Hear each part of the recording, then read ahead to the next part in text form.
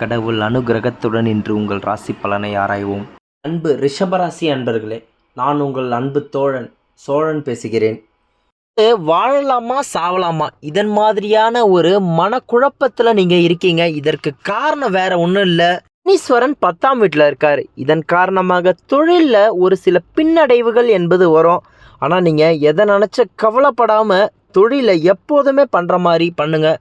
இன்னொன்று, கூடுதலாக கவனம் கொடுத்து அந்த தொழிலை பண்ணுங்கள். கண்டிப்பாக வாழ்க்கையில் நல்ல முன்னேற்றம் என்பது கிடைக்கும்.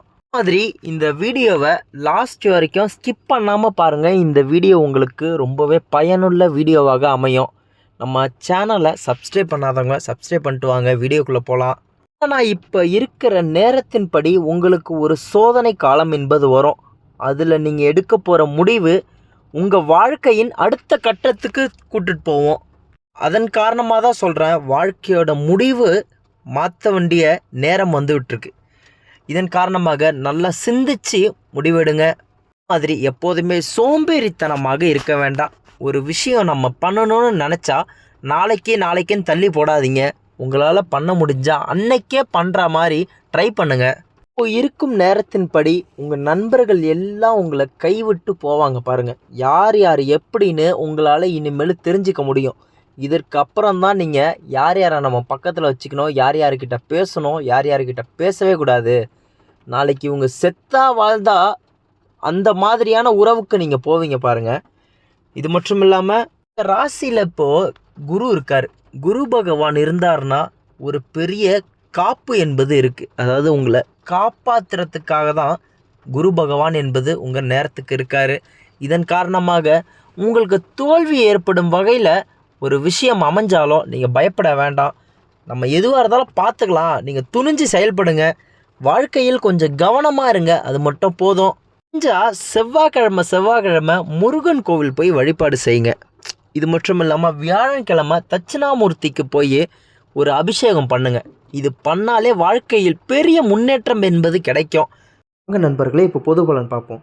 குரு பகவான் ஜூன் 6 முதல் ஜூலை 6 வரைக்கும் அஸ்தமனம் அடைகிறாரு. அதனால் இந்த நேரத்தில் அவரால் எந்த பலனும் கொடுக்க முடியாது. ஆனால் ஆகஸ்ட் 8 முதல் நவம்பர் 18 வரை இடைப்பட்ட காலத்தில் குரு பகவான் உச்சியில் உங்கள் ஜாதகத்தில் இருப்பார். முழுமையான பலன் அந்த நேரம் தான் உங்களுக்கு கிடைக்கும்.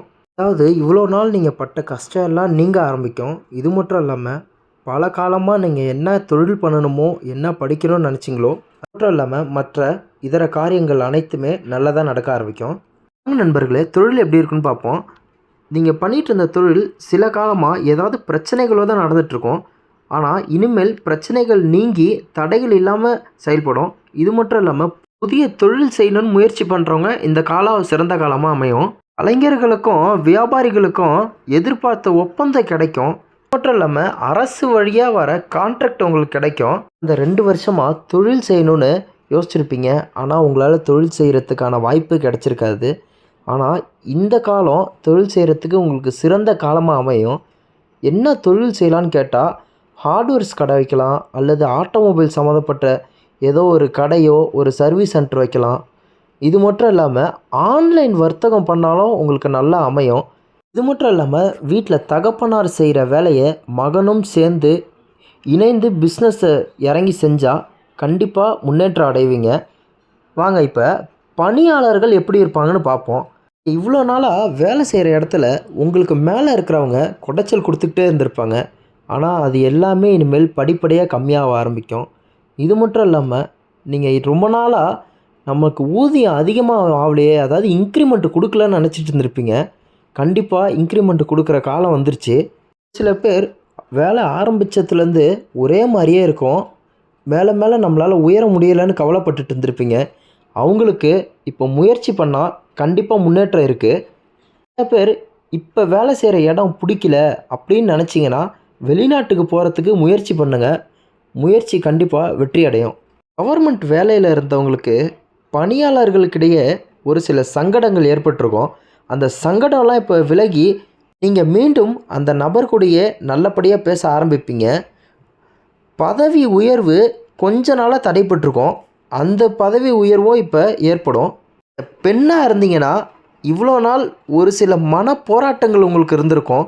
அந்த மன போராட்டங்கள் எல்லாம் நீங்கி நல்ல காலம் பிறக்க போகுது. இது மட்டும் இல்லாமல் உடல் பாதிப்புகள் நிறையா இருந்திருக்கும்.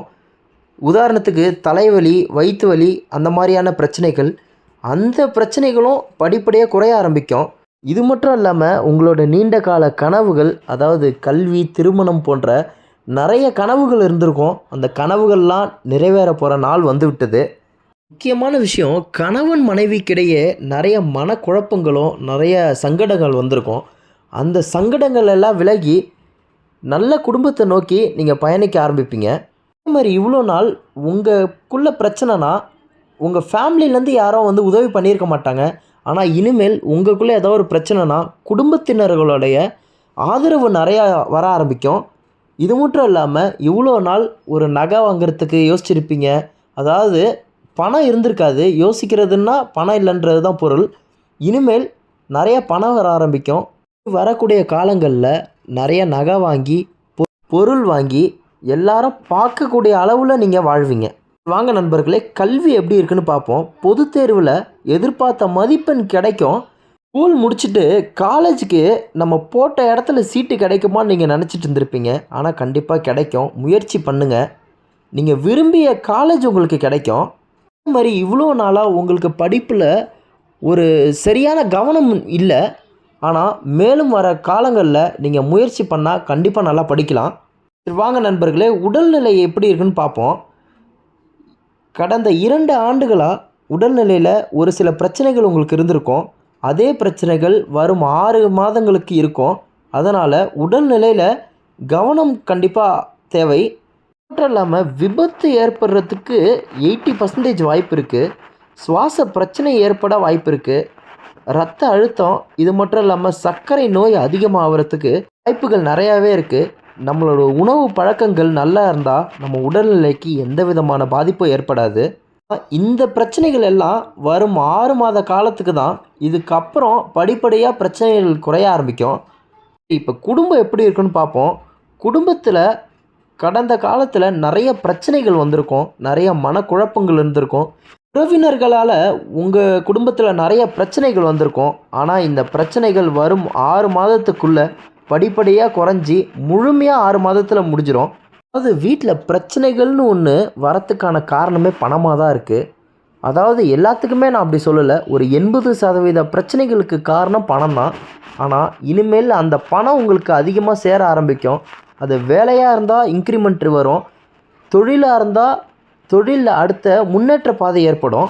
மட்டும் இல்லாமல் கடந்த காலத்தில் பிரச்சனைகளால் தம்பதிகள் பிரிஞ்சு இருந்திருப்பீங்க. ஒரு ஆள் உங்கள் அம்மா வீட்லேயோ ஒரு ஆள் உங்கள் வீட்லேயோ இருந்திருப்பீங்க. அந்த மன கஷ்டங்களும் நீங்கி ஒன்றா சேர ஆரம்பிப்பீங்க.